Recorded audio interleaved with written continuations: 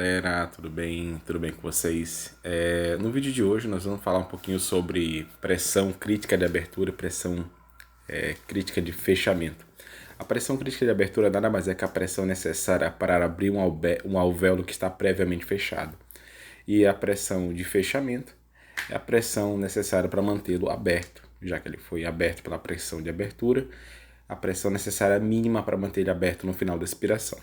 Observe os pontos. Na pressão no ponto A, nós temos literalmente um alvéolo que não abrirá, permanecerá fechado no final da expiração, porque ele está ali literalmente abaixo da linha da pressão de fechamento.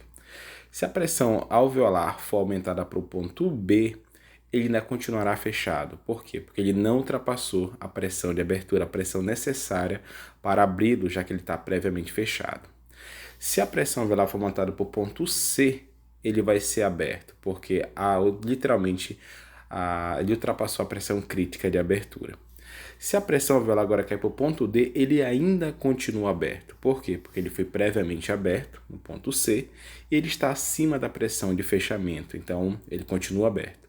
Se agora a pressão alveolar cair para o ponto E, o que acontece é que ele vai se fechar no final da expiração. E se a pressão alveolar for aumentada para o ponto F, ele novamente ficará fechado no final da expiração, porque ele não ultrapassou a pressão de abertura, já que agora ele está fechado. Perceba que a pressão em B, D e F é a mesma, porém só no ponto D o alvéolo estará aberto no final da expiração. Então esses são os conceitos de pressão crítica de abertura e pressão de fechamento. Então, vou passar o vídeo agora seguinte no modo PCV, onde eu mostro uma complacência mudando, onde a pressão crítica de abertura estava inadequada para aquele paciente. Beleza? Vamos para o vídeo. Um abraço.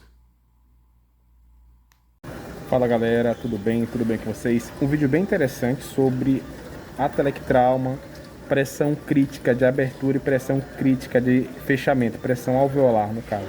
Observe esse paciente ventilando ali com 130 de volume corrente, um delta, uma pressão controlada de 15 ali acima da PIP. A PIP está zero, então só tem a pressão controlada. O zero da PIP é por conta de uma fístula broncopleural. Algo interessante aqui nesse vídeo, se você olhar muito rápido, você tem a tendência a observar que assim, encostando a curva de fluxo e a pressão controlada já é a driving pressure. Só que quando você começa a ajustar ali a escala, você percebe que não encosta na curva, entendeu? O que nós temos aqui, Mado, um aumento de resistência de vias aéreas, entendeu? Nesse caso, então, a pressão crítica de abertura não foi alcançada. Quando calculado a mecânica pulmonar, a gente tem ali uma complacência abaixo de 10. Por quê? Porque eu estou causando um atelectrauma. Então, a pressão crítica de abertura, depois deixa uma imagem, a pressão gerada, a pressão alveolar, é menor que a pressão crítica ali de abertura. Olha o que eu vou fazer agora, eu vou aumentar a pressão controlada. Observe que o gráfico mudou agora, não encosta na curva. Ah, mas não encosta porque tem vazamento também. Também.